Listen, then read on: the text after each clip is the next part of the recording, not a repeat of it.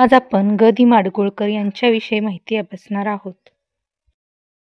ग. दि. माडगूळकर हे कवी, गीतकार, चित्रपट कथालेखक या नात्यांनी महाराष्ट्रीय जनतेला परिचित आहेत.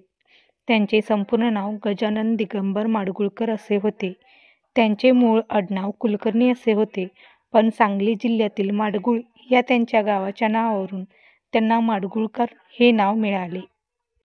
ग. दि. माडगूळकर यांचा जन्म 1 ऑक्टोबर 1919 रोजी सांगली जिल्ह्यातील शेटफळ या गावी झाला. त्यांचे शिक्षण आटपाडी, कुंडल व औंध या गावी झाले. मॅट्रिकनंतर चित्रपट व्यवसायात भाग्य आजमावण्याच्या उद्देशाने ते कोल्हापूरला गेले. तेथे माननीय विनायक यांच्या हंस पिक्चर्स या कंपनीत त्यांना प्रवेश मिळाला. माननीय विनायक यांच्या ब्रह्मचारी या गाजलेल्या चित्रपटापासून त्यांची चित्रपट व्यवसायातील कारकीर्द सुरू झाली. भक्त दामाजी व पहिला पाळणा या चित्रपटाची गाणी लिहून त्यांनी आपल्या चित्रपट गीतरचनेच्या कारकिर्दीचा प्रारंभ केला. माडगूळकरांनी भारताच्या स्वातंत्र्य लढ्यातही भाग घेतला होता. 1942च्या चले जाव चळवळीच्या काळात सातारा जिल्ह्यात स्थापन झालेल्या प्रति सरकाराच्या कार्यात त्यांचा सहभाग होता. प्रति सरकाराच्या भूमिगत कार्यकर्त्यांना आश्रय देणे, त्यांना इतर प्रकारची मदत करणे, लोकजागृती घडवून आणण्यासाठी देशभक्तीपर गाणी लिहिणे इत्यादी कामे त्यांनी केली होती. क्रांतिसिंह नाना पाटील व प्रति सरकारचे अन्य कार्यकर्ते यांच्याशी त्यांचा निकटचा संबंध होता. ग. दि. माडगूळकर हे कवी म्हणून विशेष प्रसिद्ध आहेत.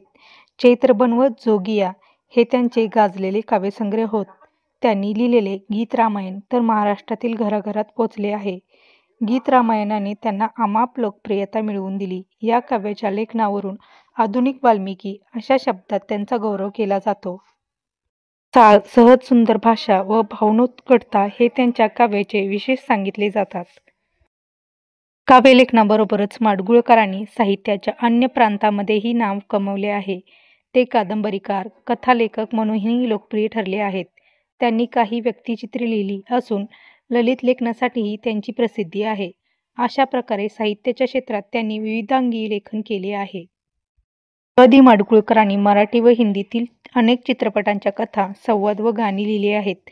त्यापैकी काही गाजलेले चित्रपट पुढीलप्रमाणे: पुढचं पाऊल, बाळा जोजो रे, लाखाची गोष्ट, पेडगावचे शहाणे, ऊन पाऊस, सांगते ऐका, जगाच्या पाठीवर, संत वाहते कृष्णामाई, तुफान और दिया, गूंज उठी शहनाई, दो आंखें, 12 हात इत्यादी. माडगूळकरांच्या चैत्रबन व जोगिया या काव्यसंग्रहांना आणि मंतरलेले दिवस या ग्रंथाला महाराष्ट्र शासनाचे पुरस्कार मिळाले आहेत.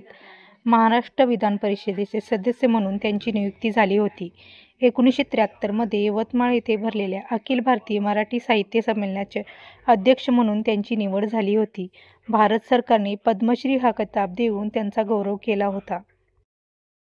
चैत्रबन, जोगिया, गीत रामायण, गीत गोपाल, गीत सौभद्र, चंदनी उदबत्ती, कृष्णाची करंगडी, आकाशाची फळे, वाटेवरल्या सावल्या, बांधावरच्या बाबळी, लपलेला ओघ, तीळ आणि तांदूळ, मंतरलेले दिवस इत्यादी त्यांची लेखन संपदा आहे. माडगूळकरांचा मृत्यू 14 डिसेंबर 1977 रोजी झाला. धन्यवाद.